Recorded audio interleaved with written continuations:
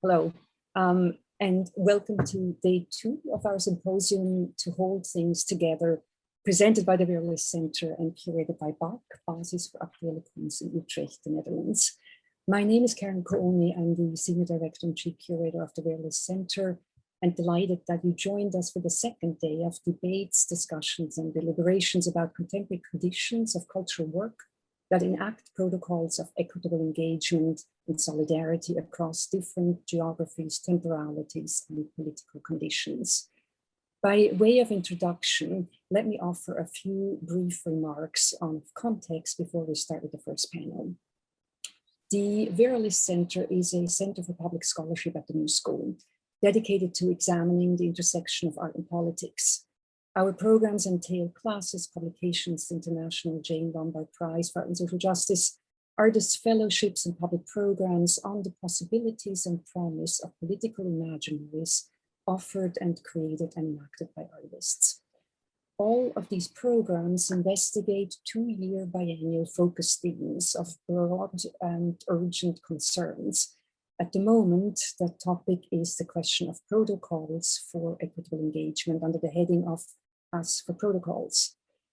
For us, a center within a network of similarly minded organizations throughout the world, the topic of protocols has opened the possibilities of entering new partnerships.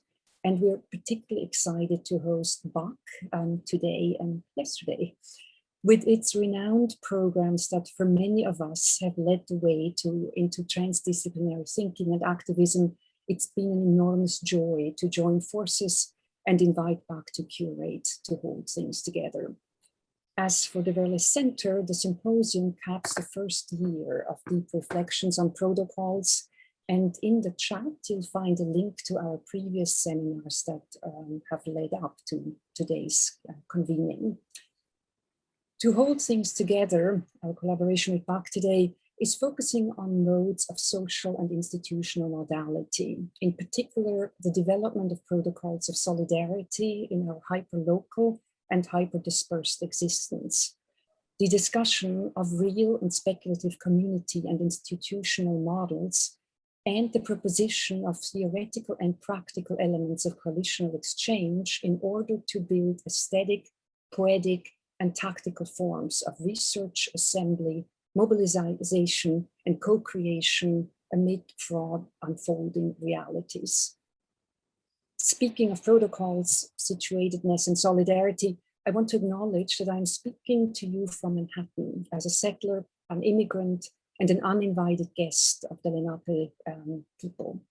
The call for indigenous sovereignty and land back is louder today as we recognize that settler colonial violence in this country is intimately connected to settler colonial violence elsewhere. And I'm thinking here of Palestine quite specifically. Our 3 panels yesterday were dedicated to locality and modality. They will be available as video documentations on our website very soon. And again, a chat is, or a link is put in the chat. But let me share just a few reflections from yesterday that I know will resonate throughout today's convenings as well. Panel 1, and I won't be able to summarize each of the panels and the incredible contributions made by our colleagues yesterday, but just to give you a flavor of what was discussed in panel 1, Elizabeth Povinelli spoke of the effective nature of protocols of being and working together, and said foregrounding the differences in the collective is necessary, and that ways of being connected demand acknowledgements of differences. Maria, colleague at BAC, reflected on BAC's commitment to the notion of instituting otherwise, a process of ongoing institution making, and the notion of the otherwise and the elsewhere. And Rachel, also of BAC, added to this the necessity to think about situatedness, which attends to an affinity and roots for coalition and tactical solidarity. The question of coalitions was taken up in the second panel, which was dedicated to artistic coalition and institutional communal modality. Our fellow Adelita Husni-Bey spoke to that in quite some details. Emeka Okereke added the core question that I think we're all facing today. What kind of relationships can we have in the context of difference? Farid Raccoon and Gazada Zurigir of Good School added that overcoming individualization is necessary in order to overcome separation from ancestral, communal, and earth beings. They advocated for a plural self, for becoming porous, permeable to the lives of others. Later yesterday, that thought was taken up in the third panel, which was entitled There Lies the Road, a dialogue about making art in a good way. And it was curated by Suzanne Kite, who pointed out that it was possible to bring everyone into resonance with each other, not necessarily agreement, but that we were all working towards the same goal, and resonance was a strategy to embrace. In her panel, Clementine Bourdeau asked about how we understand being related, and Kite closed that conversation by pointing out that the reciprocal technologies needed to advance and share community have been around for millennia in indigenous communities. Traditional tools have done the work of relationality already, she said, and closed with that reminder and useful prompt for all of us. So much for locality and modality from yesterday. And again, you can find the entire symposium's first day online very soon. Before we turn to spectral infrastructure today, let me just mention a few logistical details. The symposium is going to be recorded. If you'd rather not appear in the recording, please just turn off your camera. The chat room is your chat room. Please use it liberally to post questions, comments. You'll find bios there as well, biographies of all the speakers that we're not going to be able to read to you online. I also want to acknowledge the invaluable services of our ASL interpreters and the closed caption providers, and thank them very much for joining us with such expertise again today. In terms of thanks, I'd like to acknowledge Ariola Pira, the curator at the Verlis Center, who has been instrumental in putting this conference together and is not able to join us in person today, supporting us in the background. I would also like to thank my colleagues and other colleagues at the Verlis Center, Adrian Ume, the Assistant Director of Editorial Initiatives, and Weng Zhuang. Sorry, I mixed up the titles. Weng Zhuang is the Assistant Director of Editorial Initiatives, and Adrian is the Assistant Director of Operations, both of them invaluable members of the team. As I mentioned earlier, the collaboration with Bach has been a sheer joy. Maria Plavayova is a dear and long-standing colleague of ours. Thank you for working with us. And thank you, Rachel Wakes, for the tremendous work and now shepherding us into the first panel. Brief thank you also to our essential sponsors at the Verlis Center. That's the Andrew W. Mellon Foundation, the Angie Warhol Foundation for the Arts, it's the Ford Foundation, the Kettering Fund, and the Sigrid Rousing Trust, as well as the members of the Verlis Center board and the New School, of course. Bach's participation has been made possible in part through the financial contributions of the Dutch Ministry of Education, Culture and Science, and the municipality of Utrecht.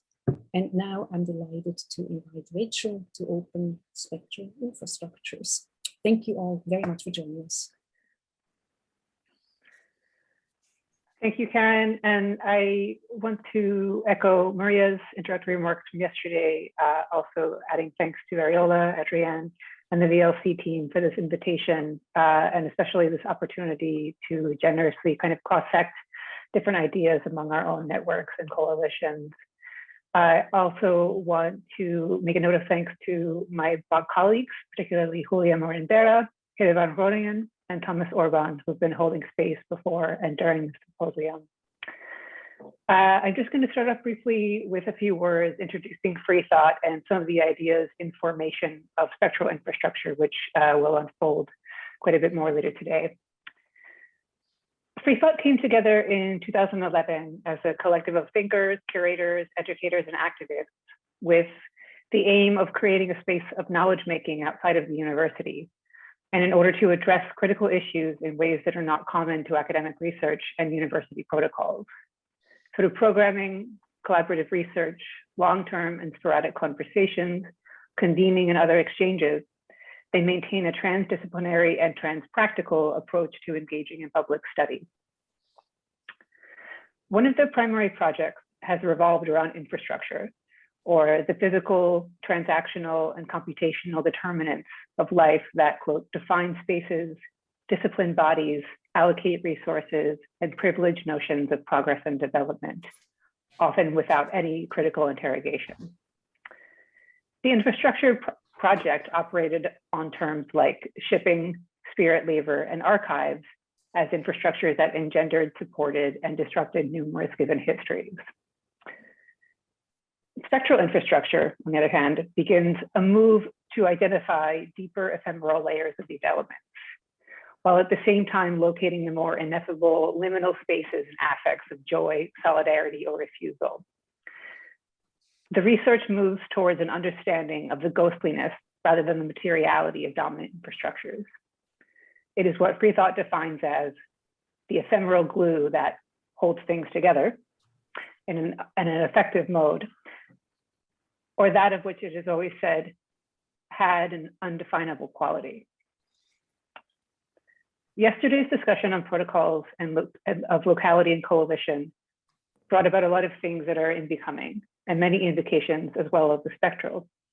These could be felt in the invisible waivers pronounced by Adelita Husni-Bey, or the repercussions of a lost archive described by Norbert Rodan, or the emotional taxes of sustained resistance invoked by Mitchell and Faya. Spectral infrastructure sees what is left from ostensible loss of these things in the illegible, the immaterial, and the effective as that which binds and sustains critical spirits. Bach and Free Thought have a history of collaboration going back to 2013's Fifth Congress of Former West, Documents, Constellations, and Prospects in Berlin. In 2020, Free Thought members became Bach Research Fellows, from which a long-term trajectory has now emerged. Conducted as research at and with Bach, the collective is taking the inquiry of spectral infrastructure forward in an anti-protocolar manner, that is, through vulnerable forms of intense collaboration. So while today's three seminars introduce roots of inquiry and glimmers of focus points and methodologies, the investigation continues from here, alongside research cells of Bach's Fellowship for Situated Practice located in Utrecht, Jakarta, Istanbul, and online, as well as with many other artists, activists, and educators in orbit. In this case, Free Thought convenes seminars alongside the Hydra of practitioners, coming together toward multiple understandings of invisible infrastructures and also manifesting this research. And with that, I will turn to Free Thought members Stefano Harney and Mel Malona, who will speak along with Denise Ferreira da Silva for the first seminar. Take it away, Mel. Thank you, Rachel. Thank you, Karen and Ariola and Veralist for inviting us. And thank you to Maria as well. So as Rachel said, we came together as a consequence of the kind of frustration that we felt in a higher education institution, which, as we know, a kind of money-making machine, and especially based on this kind of standardization of knowledge with very little connection with everyday life. So coming together, we wanted to create some kind of space for experimenting in modes of collective study, of practice-based research and durational conversations. So we thought about Free Thought as a kind of para-institution that was located somewhere in between art, pedagogy, and public engagement. Especially important for us was trying to bring together research and theory generation with artistic practices, specifically collective, durational, and multidisciplinary artistic practices. So our first engagement with the infrastructure, as Rachel said, started with a Bergen assembly. At that moment, the notion of infrastructure allows us to look at the impermanent and invisible and fugitive element that underpin the kind of rational machine of contemporary capitalism, racial institutions. And by emphasizing also this moment of productive dysfunctionalities, moments of entanglement and uncertainties that were hidden, and subaltern movements. But my understanding of what's happening with the Spectral infrastructure is that we are transitioning in a different time of racial capitalism, in which we are experiencing the systematic capture and neutralization of movement, the reproduction of immobility, and the spectral as becoming a central condition of human existence. A condition that it's required for us to shift focus from a kind of dialectical framework that looked at the relationship between infrastructure and superstructure to a much more complex and perhaps difficult epistemology of attunement, a kind of stepping back or a kind of ontological trying to reconnection with this spectral that is with us every day and it's present. And in the awareness of the possibility of death and by capture and enslavement, that possibility is with us all the time. For that reason, we have invited in this conversation with Stefano Denise, whose work on unpayable debt and labor, spectral labor is very important precisely because it highlights this everyday presence of slavery in contemporary capitalism and this kind of spectral that is now much more emergent, much more present with us. And the great contribution of Denise's new book, Unpayable Debt, which is the ground for my first question to her, is that basically it's a methodological innovation in the way it kind of revives the Black radical tradition of Cedric Robinson by looking at this construction of racial capitalism. That is what she calls the transparent eye, which is this kind of onto-epistemological construction of the subject in terms of economical construction, moral construction, juridical construction of this subject that is isolated and it's disentangled, it's separated. And she does so by a method that she described of raw materialism. That is to say, she addresses Dana, who is the protagonist of Octavia Butler's novel Kindred, and Dana's wounded body. And by addressing the slave, as she called it, in the scenes of total violence, this presence unsettles really the transparent eye. And as we know, the contribution is very important because it both criticizes the kind of neoliberal, but also historical materialist understanding of slavery as separated from capitalism, because the slave traditionally was not able to own the capacity to labor, and hence it was a commodity themselves. And hence, it couldn't acquire the freedom that the kind of white proletariat could acquire. And so by introducing this raw materiality, Denise unsettled this transparent eye. And what I especially found very inspiring is the notion of blackness as infinity, which she discusses in her article, Infinity minus Infinity. This blackness is not a category of difference, she says, that it's a matter that refuses containment. And my question starts precisely from this idea of blackness as energy, and first points to the methodology. It's a methodology that starts to be, let's say, a deconstruction. It's an epistemological deconstruction. But by introducing this kind of raw component, ends up being a kind of alchemical methodology that introduced this component of energy into this kind of epistemological construction. And it's energy that she calls transductive. That is to say, an energy that changes the state, the substance of capital, the state of the substance of the relationship between capital and labor. So my first question is about the methodology. In what sense, let's say, this introduction of the body of a slave body into the epistemological scene is only a philosophical deconstruction, and in what sense this kind of this raw materialism also implies some kind of shift in understanding of blackness and of labor. And connected to that also there is the issue of labor. If labor is the mobilization of energy, if labor from the point of view of blackness is a mobilization of energy, what happens to the laboring subject? How can we reformulate our political imaginary around this idea of labor as blackness? It's to you, Denise. Thanks, Mal, for the question and for the comments on the book. I would like to say, well, first of all, that I am speaking to you from the traditional ancestral unceded lands of the Musqueam people in Canada, in Western Canada, Vancouver.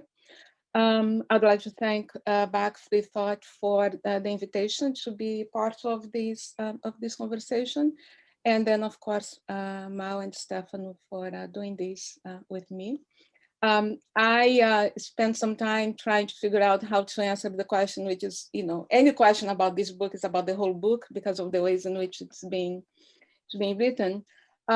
So I decided to give a less than partial answer, just because I became a little bit obsessed with, perhaps with my very positioning in a longer trajectory of Black political mobilization and then also Black thought. And I became obsessed with it as I was watching Judas and the Black Messiah the other day. And then that the beginning scene when Hoover says that the Black Panthers are the single greatest threat to national security, more than the Chinese, even more than Russians, our counterintelligence program must prevent the rise of a Black Messiah from among their midst.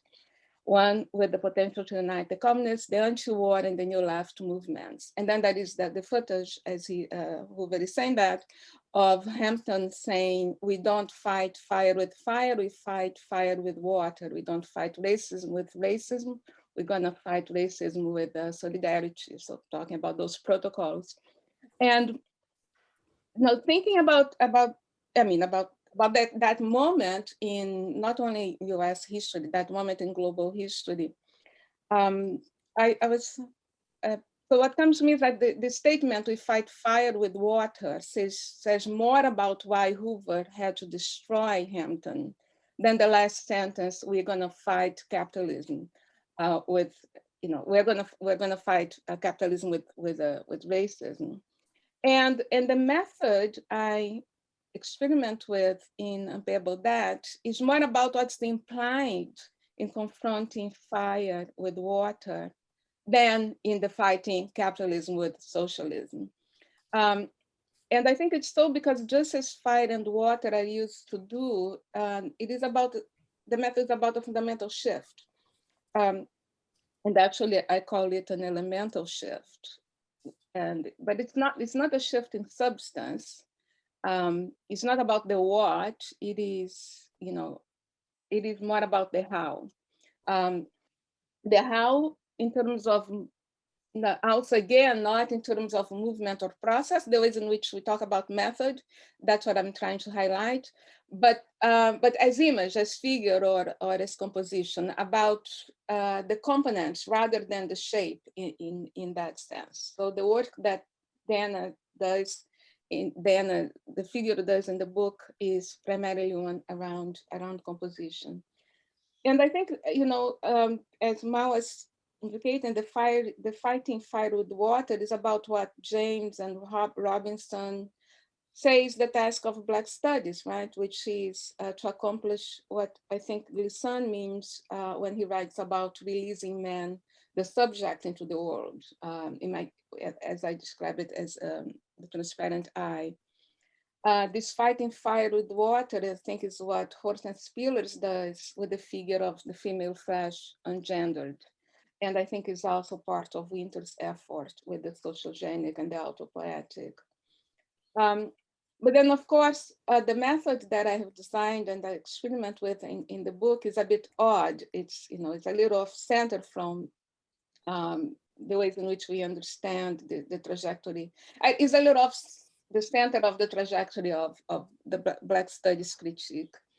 And in a way, I think it could be described as not so much a radicalization, but as a taking on what Fred Moulton suggests in Poetics of the Undercommons when he comments on this humanism that figures the opposition of man to things, and then institutes the condition of the racial subaltern as a figure yearning for humanity and dignity.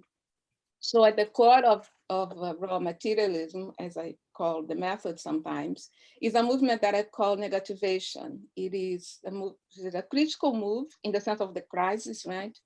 And not so much in the sense of the analysis, though there is an analytical element. But anyway, it's a critical move that Blackness ushers. And it could be described as a refusal to reject the thing, the refusal to remain minor or less or other than. And instead of demanding for recognition of exclusion, the slave indicates the violations that are, that provide the juridical structure that alongside with wage labor in Europe enabled capital accumulation, that is capital reproduction. So I'm talking about this by these structures or infrastructure, maybe. I'm talking about conquest, settlement, enslavement, occupation, colonial administration. So these modalities of governance that are sustained by the threat of total violence. So the wounded captive body, the slave labor recalls all of that. And in doing so, I think she also recalls how the economic and the juridic and the ethic moments of the our political architecture, how they're inseparable. And she also recalls how her sweat and blood might have made the soil fertile for the cotton English wage labor transformed into the yarn. But she also recalls that the only difference between the time she spent working on the soil, collecting cotton, and the time the English workers spent working on the spindle was, the only difference was in the form of a piece of paper, the one that tied her to the farm and the English workers to the factory, right? In her case, the paper rendered her chattel fungible, and the English workers rendered, her property owner. So this is, what I'm sharing with you is just one aspect of the critical move of the method that I call negativation. But it is important because that figure of the slave that, because she's a human and a thing, she's incomprehensible. Unless, if one tries to comprehend her as such, but try to comprehend her as, not by writing her as a desire to be human or something below the human, but describing her, as I try to do in the book, in a way that it exposes both the epistemological and existential separations that sustain the whole thing. And I know I'm leaving quite a bit out of this answer, but then again, it's a long book. Thank you. Stefano, do you want to come in? Yes, thank you, Mao. Hi, Denise. It's good to see you. And thank you, everybody, for making this event possible. I wanted to ask a question about, well, I started to formulate this question, and then with my as you know, Denise, my rudimentary Portuguese, I ran into a problem with it. So I wanted to say something about maybe the difference between freedom and liberty. But then it occurred to me that, you know, in Portuguese, one might use the same word for this. So I don't know if this question even makes sense at this point, but in any case, we're at a moment where we're hearing a lot about liberty with regard to the pandemic. And that liberty takes a kind of double form of, on the one hand, the liberty to continue to conduct business in the face of it. On the other hand, a more apartheid liberty of when will we be free to move around, meaning those who have access to the vaccines. And it's put me in mind of your own frequent critiques of the notion of liberty. And so I wanted to talk with you a little bit about that, and specifically in the context of this pandemic, because it is raging in the way that it is in Brazil, and raging alongside it is the discourse of liberty. Now, what I was going to say is that one of the things that is so important for me about your work on the issue of liberty and other critiques you make of the limit of critique as remaining at the level of representation and reproducing that representation, your use of the method of blacklight reading, etc. But one of the things that was occurring to me is that, you know, I think in the United States, you tend to hear more about freedom than you do about liberty. And this even extends, I think, into Black studies. It's a more common term to call into question freedom than it is to call into question liberty. And because of our particular history, I think, of liberalism, freedom is more easily associated, I think, in English with an endpoint. You know, freedom is the goal. You get free, right? Whereas in my sense of liberty is always that there is some ongoing association to liberation. And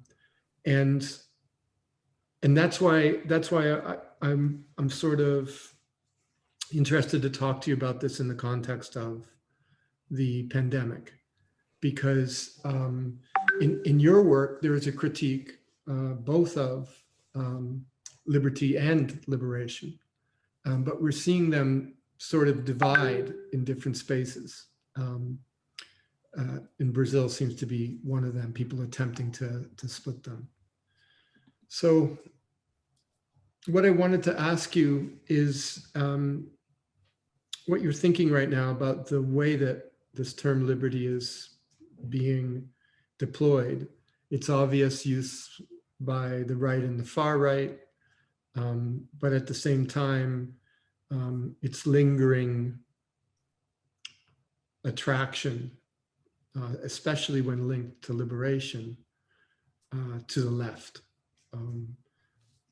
So maybe I'll pause there and we can just, you know, say as much as you want, and now maybe I'll figure a better way to ask you. Thanks, Stefano, for the question. Yeah, I think I have different ways of answering your question, and I don't know if I have a good way of answering the question. But maybe I'll try to. I think the beginning with a distinction between liberation and freedom, which, as you rightly notice, my first language, we don't distinguish between the two of them, which is true. But then at the same also, and then again thinking in generational terms, in my generation in Brazil, we. It's not that we didn't distinguish between the two of them, I think we were, my generation in the 80s, I'm thinking about the 1980s during the military dictatorship, we were also fighting for liberation, right? And liberation from a military dictatorship. And in that sense, in that moment, that liberation is a term tied to a collective project, actually a national project of instituting the rule of law, which is going to be funny when I talk about liberty.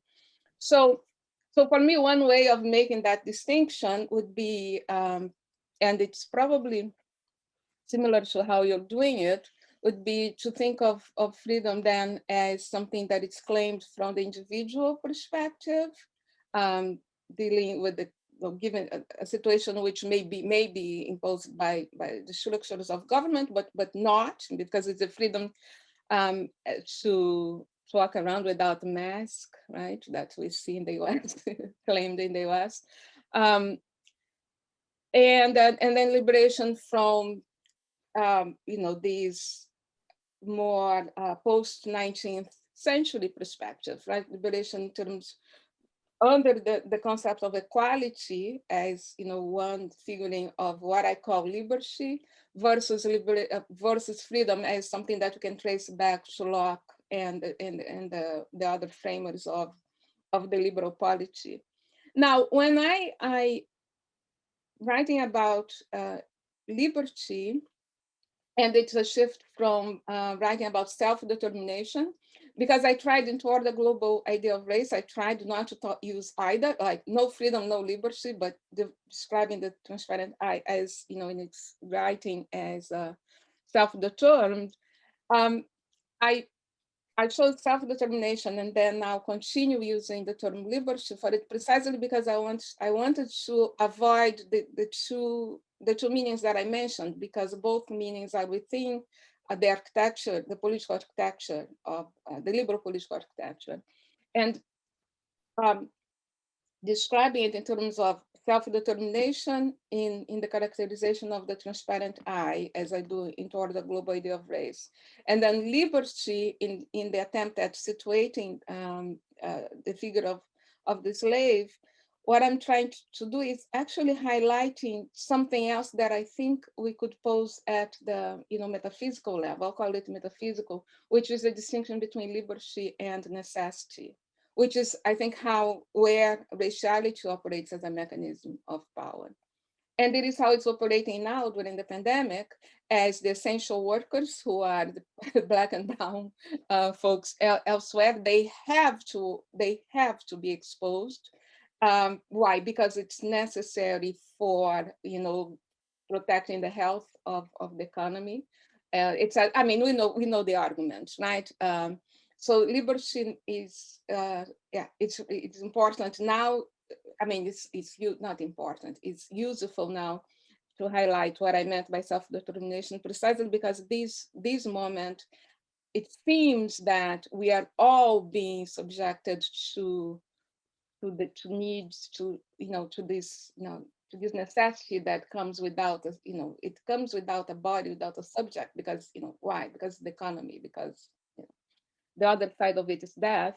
But in fact, it is again operating primarily through raciality, as those who are sacrificed, those humans who have to be sacrificed are the usual humans.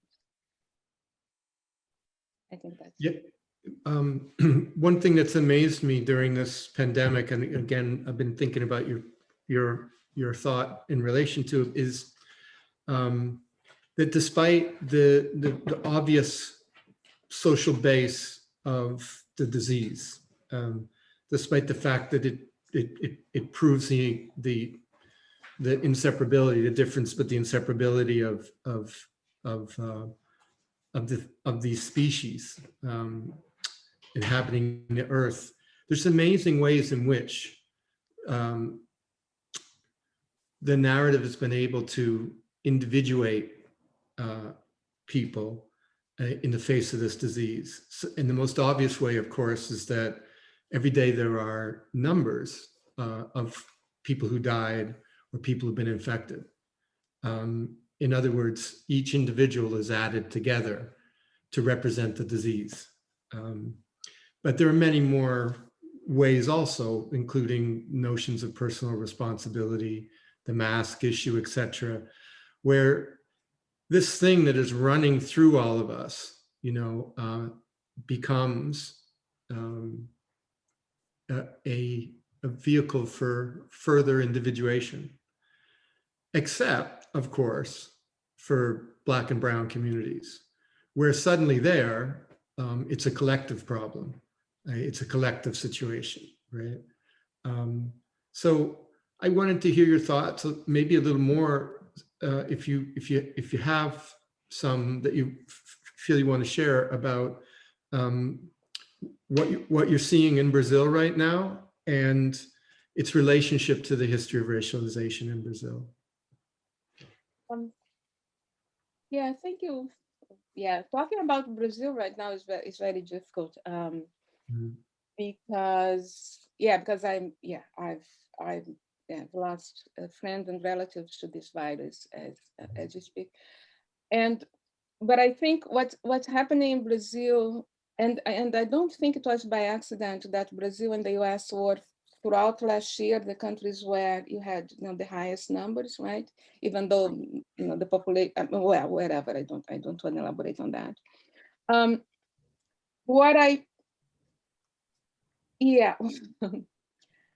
What is interesting in Brazil is that what we see throughout what we have seen throughout the pandemic, and I'm talking about the pandemic in this way because I was teaching a course on the pandemic at Penn this spring, so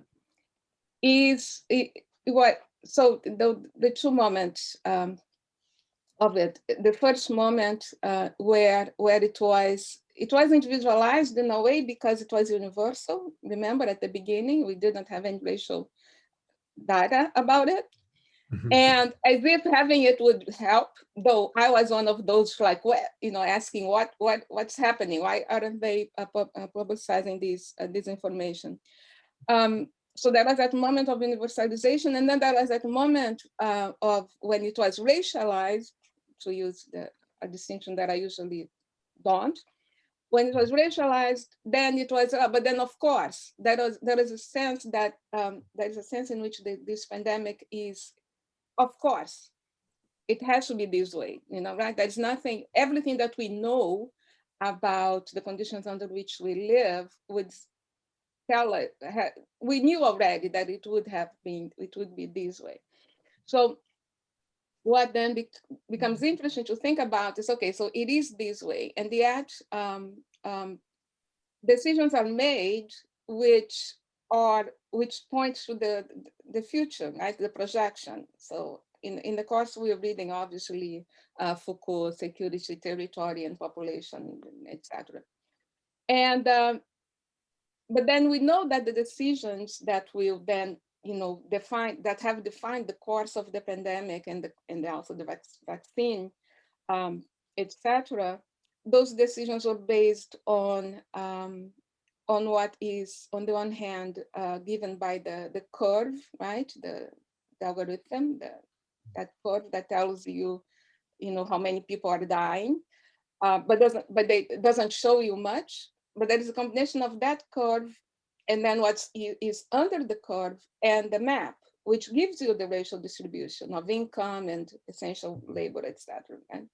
So we know. So what I found that is interesting, and then that will take me to how I see what's happening in Brazil, is that the decision making, while the typical ways of talking about raciality were not there, we could, looking at the curve and plotting the map on that curve, exactly why you can tell why certain decisions were made and not others, right? On the one hand. Now, in the US, it may appear initially that, so that's so unlike the ways in which we deal with race in the US, to use the term. In the case of Brazil, it's not, because in the case of Brazil, the prevailing discourse is precisely one of universalization, right? Of not speaking of racial difference. But it works in the same way as in the US, because that combination of the combination, the ways in which raciality operates in that political architecture renders the majority of the population, which is Black and brown, actually, to use the term, more vulnerable. So again, you don't have to speak of race, to use the US terms, for the decision-making to have that effect, because that data is already racial. So as I was in the course, as I was teaching the seminar, we started designing something that is similar to the racial index of the 19th century, which is the social index that gives you precisely it allows you to read into the current infrastructure and social structure precisely what I call in the Unpayable Debt, the article, this negative accumulation. Right? The negative accumulation, that is how Indigenous and Black folks have, which describes the conditions of Indigenous and Black folks in this particular moment. I don't know if my answer to your question was coherent, but also because I'm still thinking through it. But I think the pandemic, in a way, is one of the most explicit. How do I say that? I mean, it is one of the most explicit presentations of how raciality operates through and in the political architecture, and not as something that divides it or creates different positions within it. It's okay, precisely because of how that curve is, how opaque it is. Yeah, I mean, you get the feeling more politics, more government, more racialization. It's inherent in the way that it's set up there. It's we've had to have our eye on the Barbadiano communities during this period, and every time we read about more government help, we think of more government help, and the problems thereof. More government helping you to die. Yeah, basically. Thank you, Denise. I feel like I should allow Mao back in. Mao, are you there? Yeah, thank you, Stefano. Yeah, I was actually picking up on this discussion on the algorithm that I think is what really provoked in me the thinking around spectral label since the beginning, in the sense that I was reading this article on the economies that was talking about the 90% economy. It was saying that basically the post-pandemic future of the economy would be a 90% economy, because there would be a 10% that cannot be performed because it's labeled as too dangerous, it's labeled as deadly, it's impossible to perform. And so this kind of, and of course, after 1.5 years of pandemic, we know who performed the 10% of labor, at least in the UK, it was brown and Black health workers, bus driver. So it's interesting here, as I think, as you were saying, Stefano, there is a double movement. There's the algorithm that disguises really the map underneath. And on the other hand, there is a discourse of individualization. But also, at least in the UK here, the discussion was really very clearly posed in terms of trade-off between wealth and life. And so that also was, for me, an indication that in a way, this kind of deadly component must be accounted for within the economy. And I was thinking about this article that Vince Cable wrote at the beginning of the pandemic. He was the economy minister of the Cameron government in 2010. And he basically, the article is titled Health versus Wealth, is a serious question government must answer. And so in this article, he compared the cost of saving the over 70 population against the loss in economic term of these lockdown measures. And so he really came up with numbers. But again, here the issue was this kind of generic figure of the over 70s. It was not really mentioned who the real calculation, you know, the subject of the real calculation. So yeah, I think that for me, thinking about the spectral labor in condition of pandemic also highlights this situation in which the kind of the economy really of death is a much more open component of everyday life. And I was thinking about Kisman Japra, a notion of necro-speculation. But also that leads me also to another question for Denise, which is precisely this relationship between COVID and the colonial, or COVID and the capitalist regime, in the sense that on the one hand, COVID has expanded this condition of total incarceration to the white population, but on the other hand, has also reproduced this kind of invisible hierarchies.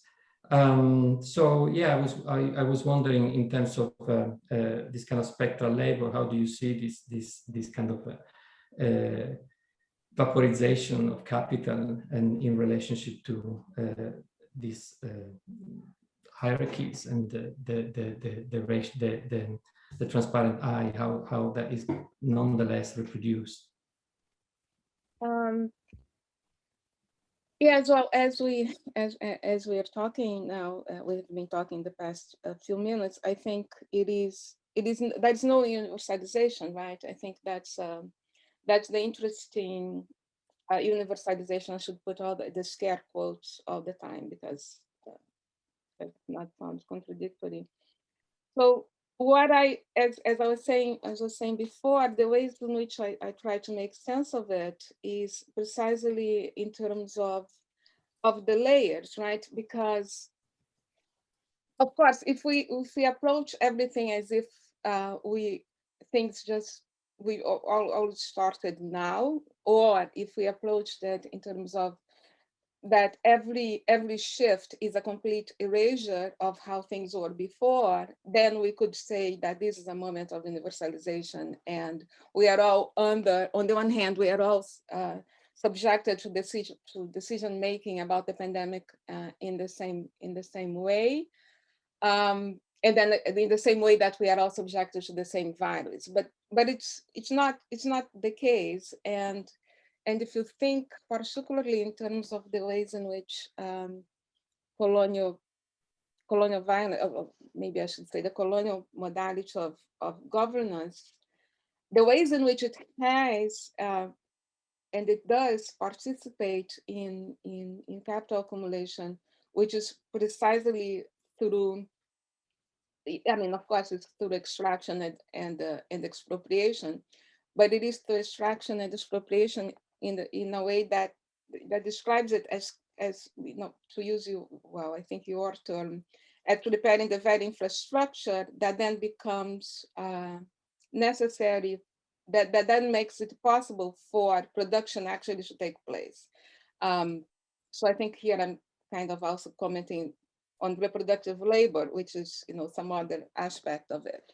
So if we begin and if we address this moment by taking that into account, that every shift in capital may be also be adding to the very infrastructure of capital, but materially speaking, right?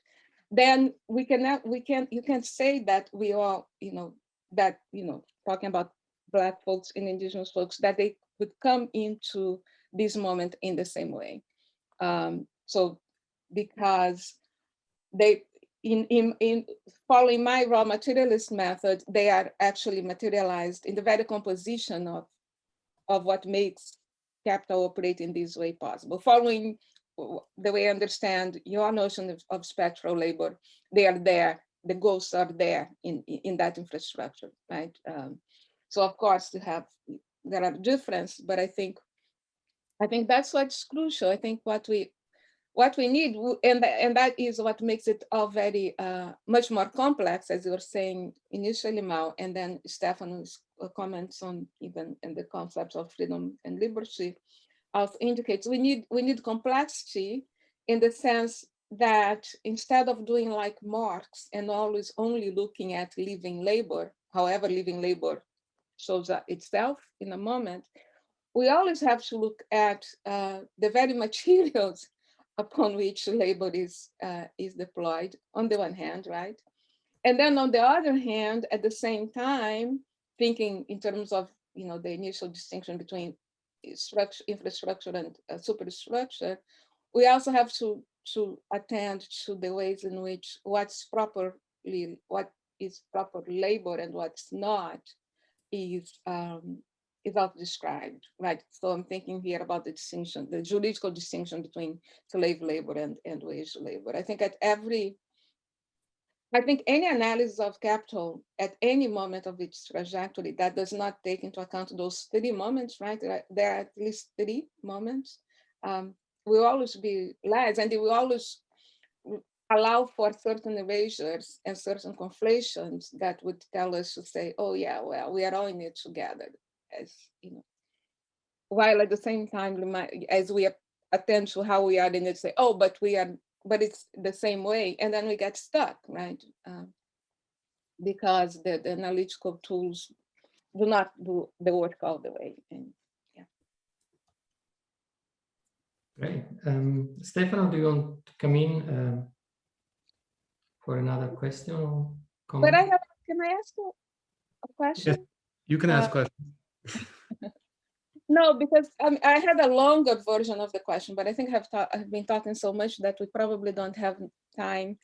But I would like to hear more about spectral. I don't know if it is a spectral labor or even only the notion of the spectral.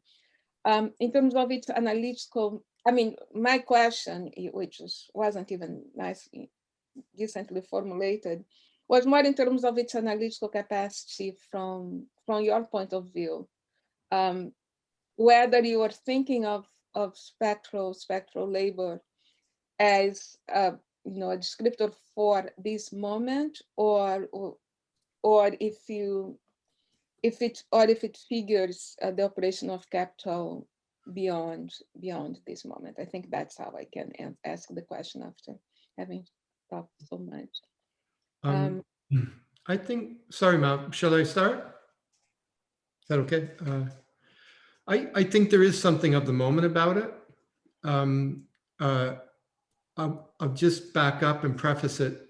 And again, I may not be speaking for the rest of my friends here around this, because maybe this is just my own take on it. But the minute that I started to think with everybody about infrastructure, I started to think about an antagonism in infrastructure. What's our infrastructure? What's their infrastructure?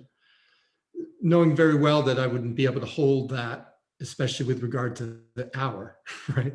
That the differences in that would have to take me somewhere else.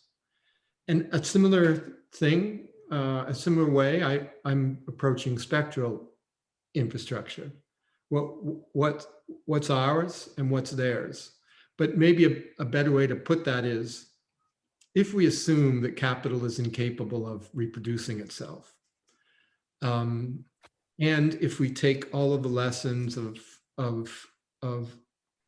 the history of the Black radical tradition, of the history of the radical feminist traditions like Sylvie Federici, Maria Mize, etc., then we come up with something which you've much more elegantly put together in what in the comments that you've just raised, about all that goes into making it appear like capital is self-generating, self-reproducing, etc.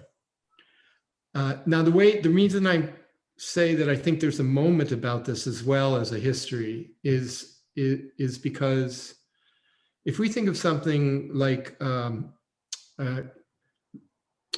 if you remember your old sociology training, there was a thing called the effort bargain, right? And the effort bargain was, of course, the difference between, you know, what an employer pays and what they get, you know, and that this is a place of the struggle, right? But it is also a place of individuation.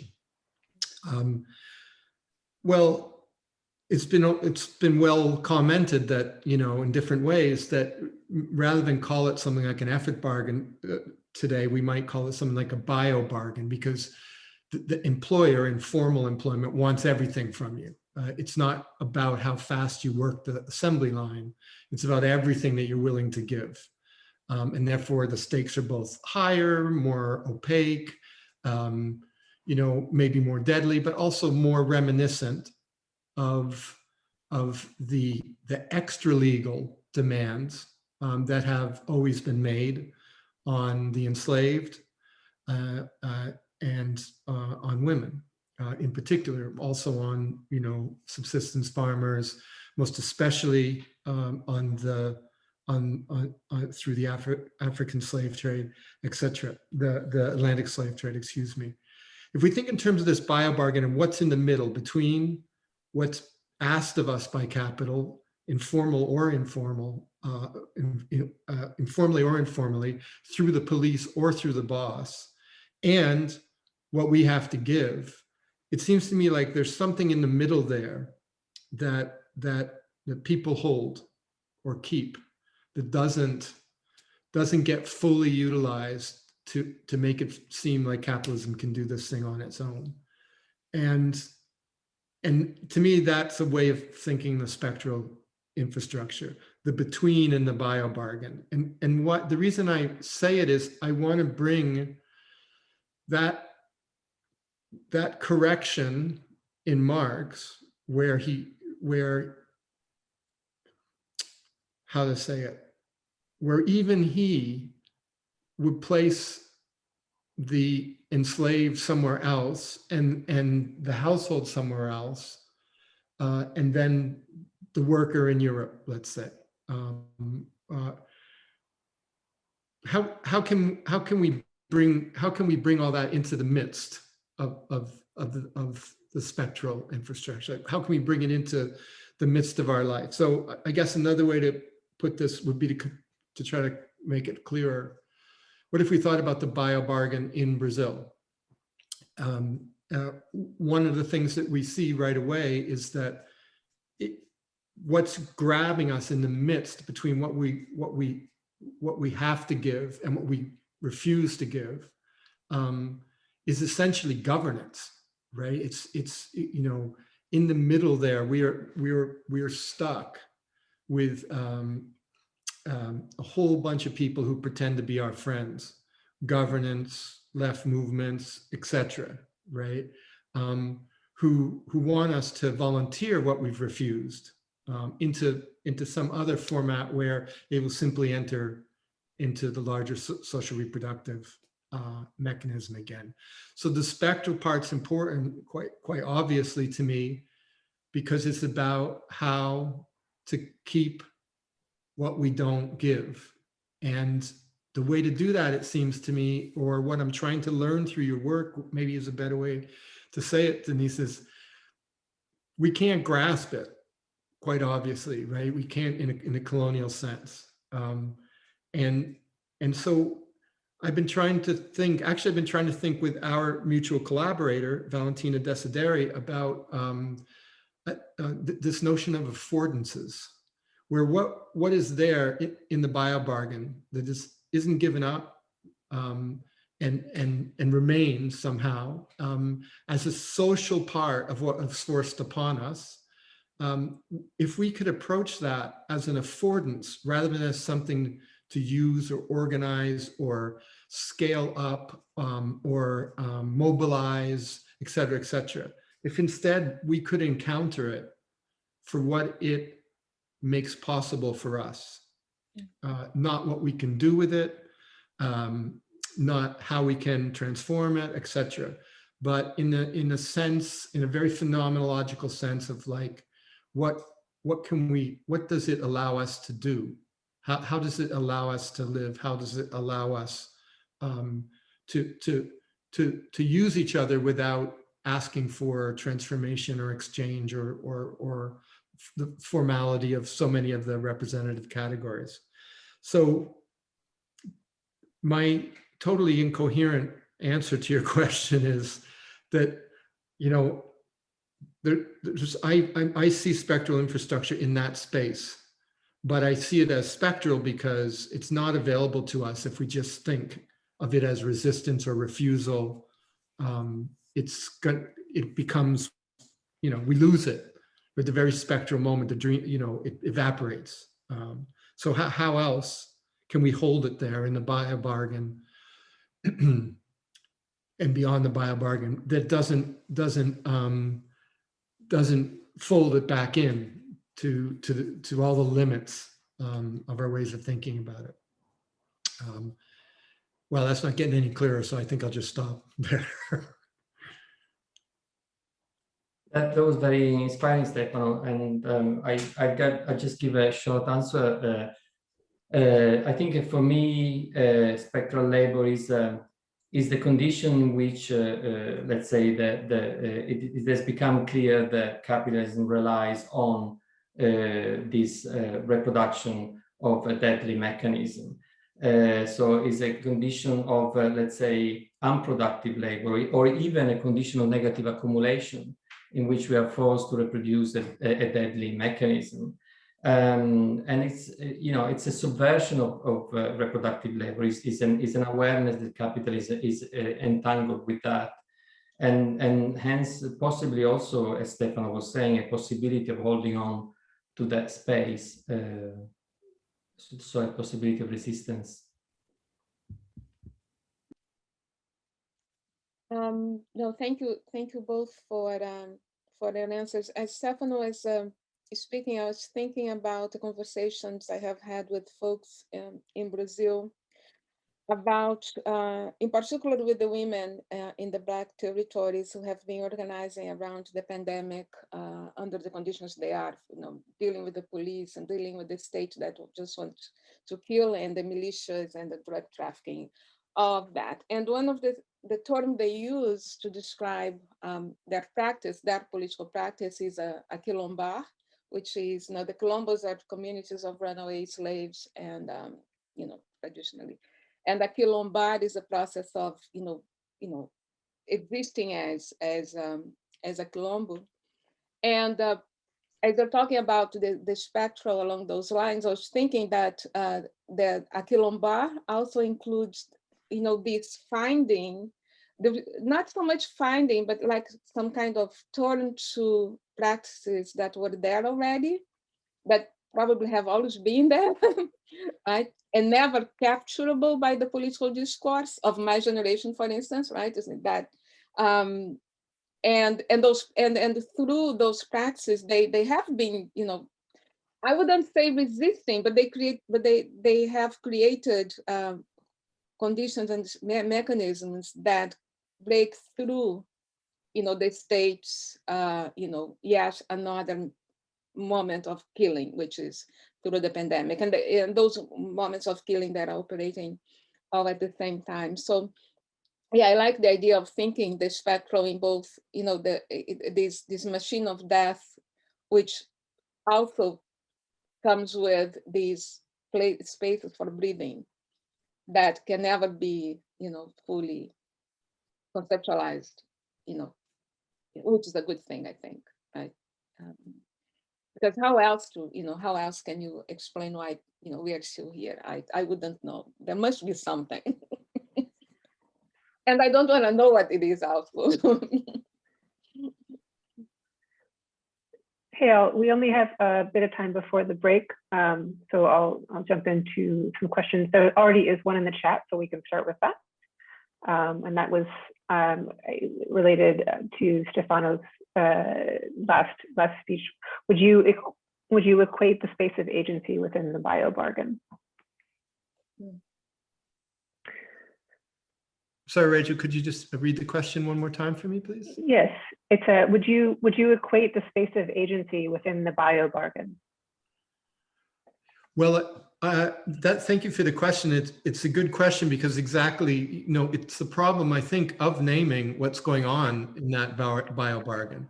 So if we increasingly feel like everything is demanded of us, and that may be a demand from an employer or from a state, or it may be a demand that is these days self-generated by our desire to have a career, or be an artist or an academic or whatever else.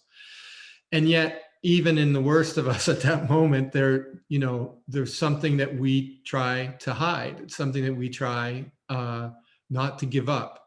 And of course, as I say this, we have the echo, as I said before, of entire traditions to draw on, indigenous traditions, Black radical traditions, etc., to know that somehow this happens, and in more severe circumstances than most of us face, as we try to be whatever we try to be, or as we face, employers, etc.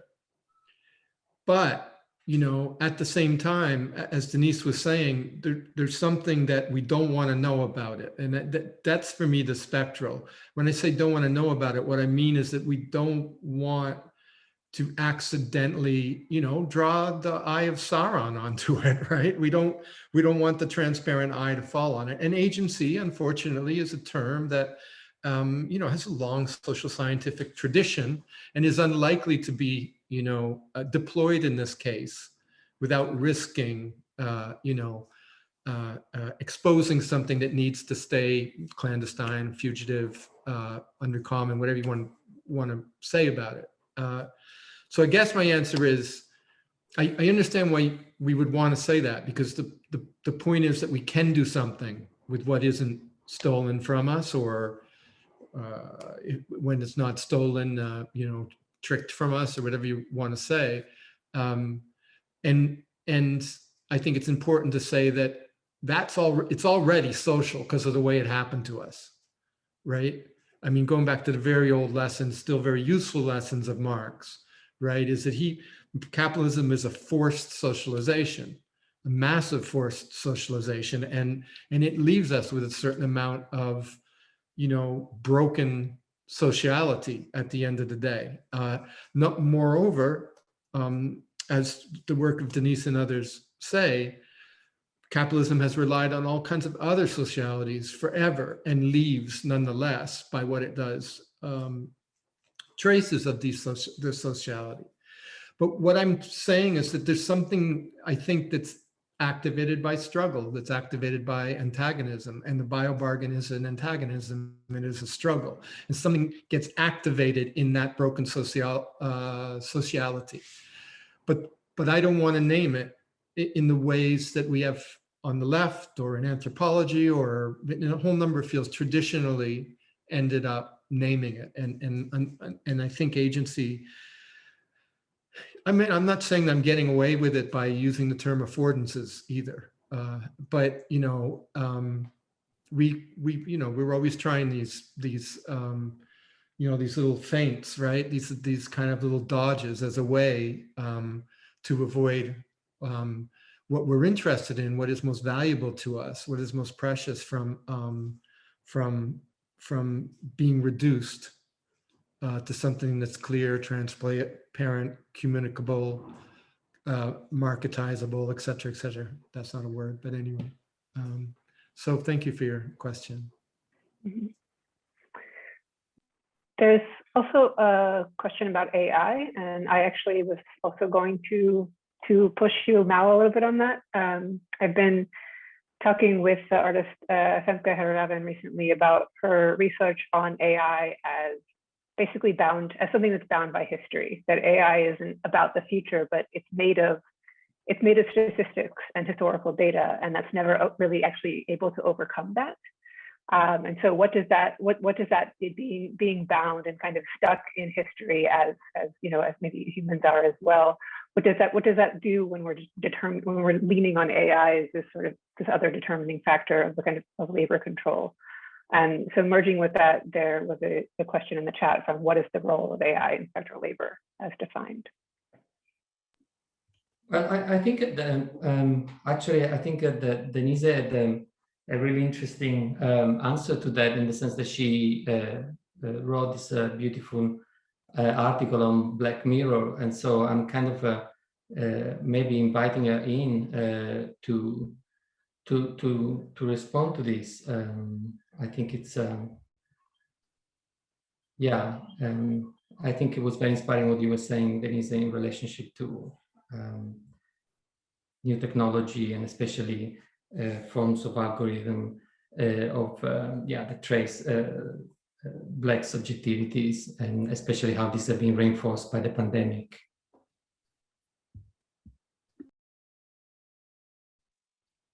Oh, so okay, so you yeah, I wasn't prepared to answer the question about AI, but I think and I don't know if I will go back to the future of to past, which is the piece that Mao is referring to. But I think in terms of the algorithm, I don't know if it is the reference to the past. I wouldn't make it as an historical one, right? Because if it is historical, of course we bring with that the idea that is freedom at the end, or liberation at the end, right? The what's to come. And I think what I find interesting in thinking and with and analyzing the algorithms, and the image and the figures that are produced, like the pandemic curve, is precisely that the fact that it recalls previous decisions, right? So in a way, it recalls necessity rather than liberty. It recalls the operation of the state and capital in the very constitution of the conditions under which we exist, as opposed to a process that would lead to, to something else. And I think it's kind of back to what Stefan was saying about agency, but not in terms of transparency or even self-determination, but in terms of that expectation that somehow there is something called the future, where things will be different. While as we are talking about the spectral, because those decisions, they may lead to not so much to the materialization, but they lead to erasure, to death and disappearance. So when you look attending to the algorithms and the elements that enter in that are entering that that little formal and efficient mechanism, you can also see the moment of I don't want to say reproduction, but reenactment of the same violence or violation that brings about the spectral, in the sense that Mao was speaking about it. I think that's all I want to say about AI. It's less about the tool and more about how we read its operation, right?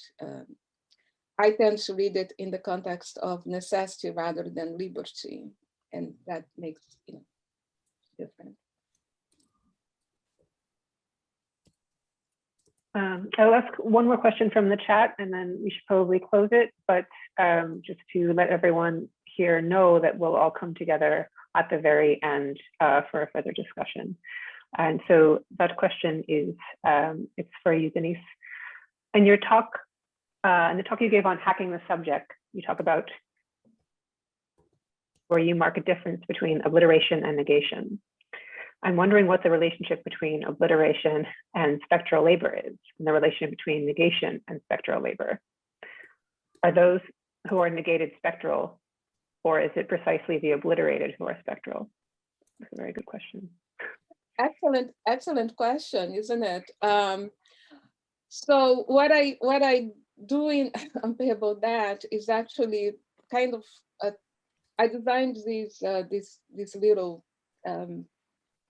mechanism, little tool that takes the movement of negation, takes the movement of the dialectical movement, and And instead of stopping in the moment of negation, it stops there and then it charges back and sends obliteration back to the transparent eye. So I think, so by saying that, I'm saying that negativation as the method compared to the dialectics would say, oh yes, so the obliteration, that which is being obliterated is the spectral on the one hand, but then on the other hand, because of the materiality, because of its materiality, right?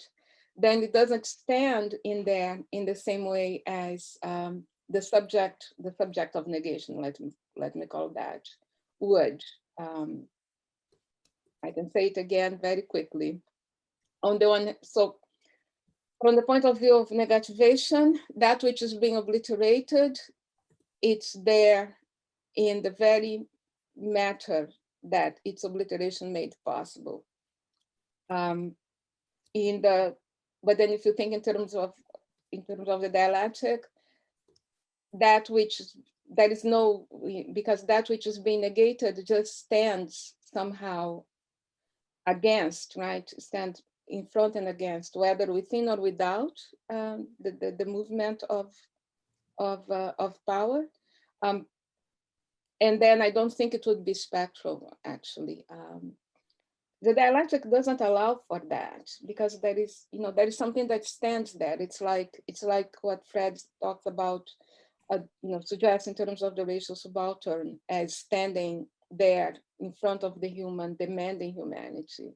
In the movement of negativation, there is no demanding humanity. That is charging to bring about the demise of humanity as a principle.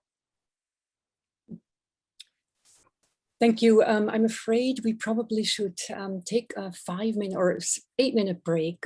Thank you all very, very much. Rachel, thank you so much for moderating this fantastic discussion. And let me just mention again what I also put in the chat, that last night, the third panel was actually dedicated to AI and indigenous protocols. And it might just be relevant to look at that again as we consider the last question about the history and the historicity of AI. Some indigenous individuals or people also feel that the notion of freedom is completely irrelevant, since there is no need to be freed from anything or freed of something, because we're all part of everything. So just want to offer that as well. Anyway, 6 minutes to go. And then at 12:30 New York time, we're reconvening for fugitivity and endurance. And I very much look forward to seeing you all very shortly again.